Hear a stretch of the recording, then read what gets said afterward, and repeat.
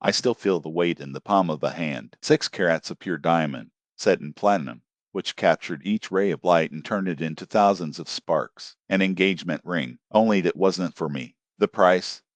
Astronomical. 6 million rees for the betrayal of the man with whom I shared 15 years of life. Mason Mercier jeweler mumbled something incomprehensible to the phone when I called to confirm the transaction that appeared in our joint bank statement. A millionaire purchase, which my husband, Artem, managed to realize for a woman who was certainly not his wife for a long time. I discovered everything by chance. Or rather, the destination decided that it was enough to pretend that nothing saw. A warning on our tablet. A message of thanks to the Mercure jewelry for an important acquisition of Mr. Artem Barinov. I was not a gossip. The universe simply decided it was time to open my eyes. That night, sitting at our massive oak table, the same one we chose together for our first real home, a velvet box resting next to my plate. Inside it, the ring. I found him in his aging leather grands, the same as I gave him on his 10-year wedding anniversary. Cruel irony, don't you think? Once again coming late. I typed. The finger shakes lightly on the screen. Yes, love. Important meeting with a client. Don't wait. The answer came. I stared at those words until they shuffled before my eyes. How many times have I believed this lie? How many meetings were you actually? Encounters with her? How many nights I fell asleep alone, proud of my working husband, while he whispered promises to Anatary serve me a chalice of aged Georgian wine, the one he kept for special occasions. That, no doubt, was one of them. The taste was intense, complex, bitter, sweet, and with an unmistakable touch of betrayal, seasoned with 15 years of illusions thrown in the drink. Suddenly the house seemed immense and strange. Each room kept memories that now sounded false. Had he brought her here when I traveled to St. Petersburg to visit my sister? Did you laugh at my ingenuity as they spread to the sofas I chose so much lovingly to our home? Phone vibrated again. I love you. Don't forget, Saturday has the beneficent dinner of Volochin. Oh, of course, the annual elite Moscovite event, where everyone pretend their donations redeem their sins. We always incarnated the perfect couple. The genius of office with office in Moscow City. Me, the specialist in social events. A soiree at the Volochin house in Rubliava, where she would undoubtedly be Elizaveta Lavrova, the beautiful, successful, newly widely driven, recently hired consultant at Artem's company. The Lisa who always touched his arm a second more than necessary. The Lisa which coincidentally appeared in the 3 restaurants where we had dinner last month. I took the ring and tried it. Too big. Perhaps he preferred to make mistakes for more, afraid of not getting the size. I remembered her hands, decorated with a gold and diamond bracelet, gesturing while telling some story. I was laughing in a way that has not laughed with me for a long time. The diamond refracted the light of the chandelier, spreading rainbows through the walls of the dining room. Something inside me also shattered, but unlike light, I would never be the same. I can barely wait for the Volochin dinner, I said. A plan was already forming in my mind, as accurate as the facets of the stone on my finger. The 7 days until the event passed in a painfully lucid mist. Do you know how it is? As soon as you see betrayal, the tests begin to appear everywhere. Artem's cell phone, now always turned down. The immediate bath when you get home. The sudden allergy to the perfume he himself gave me on New Year's Eve. Before, you loved it. I commented, see Earth time. Now I'd understand. The smell only reminded you of the wrong woman. I became the detective of my own marriage. Rebuilding, play, the chronology of a mistake that lasted months, perhaps years. Bank extracts told a revealing story. Dinners at expensive restaurants on the days I was out. Boutique hotels in Moscow. A weekend trip to Sochi that coincided with my mother's surgery at Botkin Hospital. At the time, he vowed to be drowned at work, unable to even visit the hospital. I gave you everything. I whispered one morning to my reflection in the mirror. The erased woman who stared at me was almost as strange. I supported his career, even when it meant moving away from my family. I organized our social life, decorated the house, guarded the motherhood because he insisted that it was not time yet. And in the end, no children we had. I shaped myself in the perfect wife for a man who clearly wanted something quite different. On Tuesday, I appeared without warning in his office, taking his favorite lunch from Kofmania, tradition that I abandoned when he began to complain about a lack of time. The secretary welcomed me with a sour grimace, as if he had sucked a lemon. Is he in a meeting? I asked. Sweet. Yes, with Elizaveta Lavrova. Can I warn you, Ksenia Alexandrovna? Don't worry. I don't want to disturb, I said, taking the bag back. Just say I've been through here. I turned to go out when I heard Lisa's unmistakable laughter. I could not resist. I followed the sound, stepping without noise on the expensive rug of the meeting room. The door was ajar. From there, I saw them clearly. No roll, No discussion about customers. They were glued, his hand on his knee, her fingers playing with her tie. She doesn't suspect anything, Lisa murmured, with a voice that gave me nausea. Frankly, Artem, why would she need to know? Kasyusha is so comfortable in her little wives, charitable cafes and gossip clubs with Tadler's friends. My husband, the man who swore to love me and protect me, he laughed. Kasyusha doesn't ask questions, so it's easier. And after the Balochen dinner, Lisa leaned. After dinner, we solved everything. I retreated silently as it had arrived. The heart beat so hard that I thought they hurt. In the car, I finally let the tears fall, not those elegant soap opera lagrimininas, but convulsive sobs, which hurt the ribs and blurred the mascot in the evening. Artem arrived later than usual. I prepared his favorite plate, dressed the dress he no longer took his eyes from me. This time, it barely noticed. It grunted something about tiredness and used whiskey. How was the day? I asked, surprised by the firmness of my voice, as his words still echoed in my head. Kasyusha makes no questions. This is easier. Normal. Cordial, as always. He didn't ask about my day, of course. During dinner, I watched how he spied on the phone under the table, convinced that I would not notice. I saw how he looked away when I mentioned a meeting with a former colleague who works at the same business center as him. By the way, I let go with casualty. Fill his glass of wine.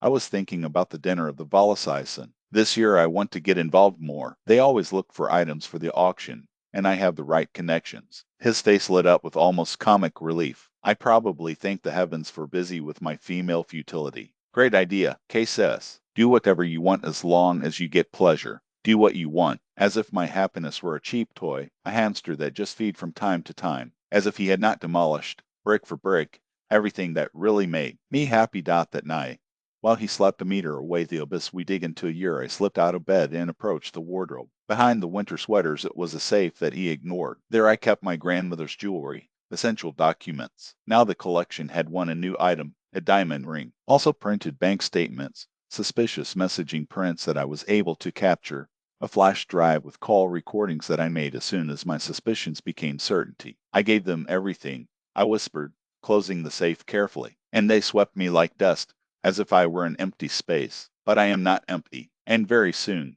they will understand that. 3 days before the charity event, I called Elena Volosina. We both integrated philanthropic foundations. We were not close friends, but we respected the competence of each other. Ksenia Baranova, what a pleasant surprise! His polished and velvety voice overflowed the cordiality of those born to command halls. Elena, I hope not bothering you. I would like to discuss a special lot for your auction. But of course, honey, we love last-minute additions, especially someone with your taste. I took a deep breath. I have a jewel, a mercury diamond ring, valuable and with an intriguing story. She laughed softly. Our guests love pieces with narrative, dramas preferably. I thought of making it the final lot, and perhaps President personally share the story. There was a break. It was not the usual format, but the interest in his voice was genuine. You always knew how to create memorable moments. And frankly, our auction needs a touch explosive this year. Tell me more. In the next 20 minutes, I exposed my version of the facts, carefully edited, of course. As he turned off, Lena was euphoric.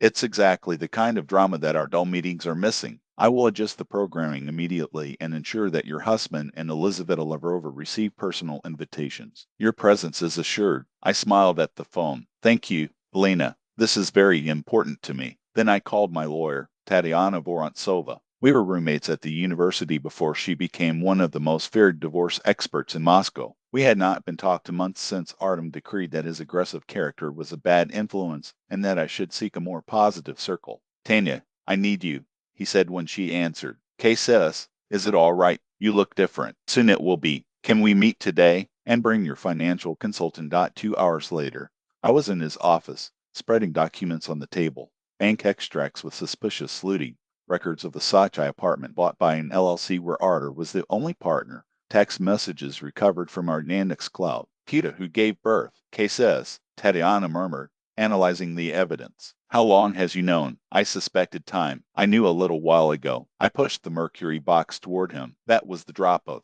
water. As she opened her, she whistled. This is material proof. Fucking. I want everything to be ready to enter the process right after Saturday's dinner. But first, I have a subject to solve. Personally. Tatiana studied my face, attentive.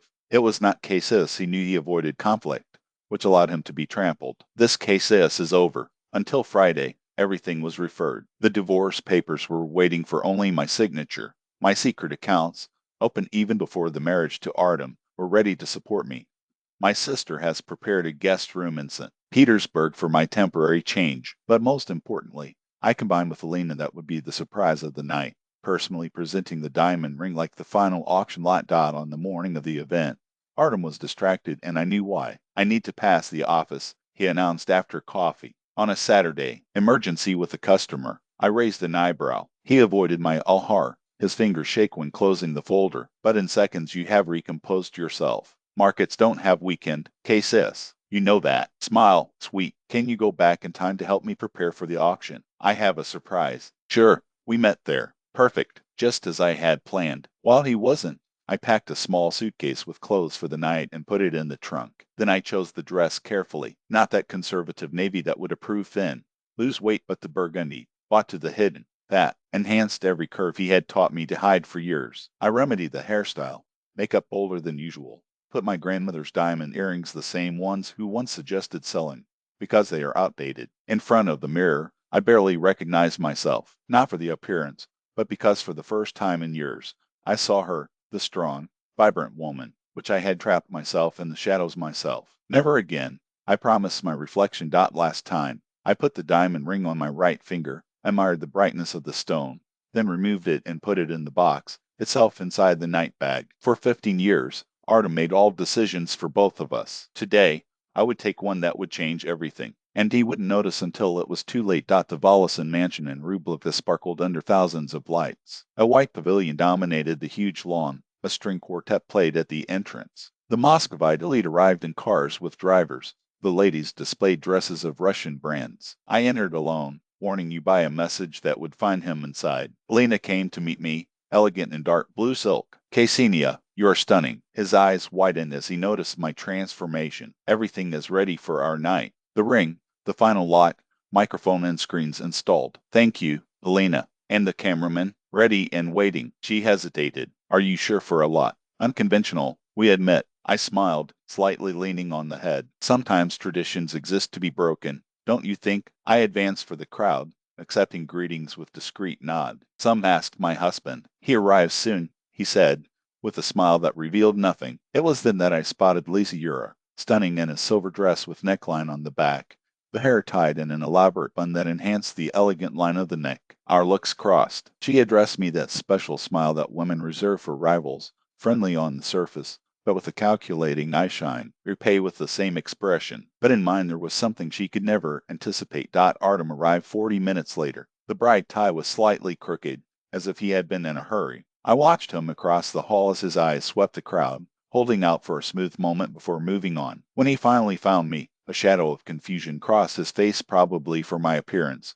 so different from the usual. "Kasusha," he murmured, kissing my cheek. "You are different." "Thank you," I said, without clarifying whether it was a compliment or not. I thought I would be busy with auction preparations. "Everything is ready," he said, holding his gaze. "Today I present a very special lot." Before he could question, Lena hit lightly in the glass with a silver spoon, drawing attention to the beginning of dinner. We sat at different tables. I had combined this with Elena before, justifying the need to circulate among the guests. During the meal, I noticed Artem and Smooth exchanging stealthy glances. At one point, he disappeared for exactly 12 minutes. Timed shortly thereafter, she was also absent from the same time. So predictable. At 9, the auction part began. Rare wines, exclusive trips, works of art, all was bought between applause and gifts, while champagne and philanthropic spirit warmed the audience. With each lot, the tension in the air grew, until Elena took the microphone. "Ladies and ladies, today we have a truly exceptional ending. A special lot,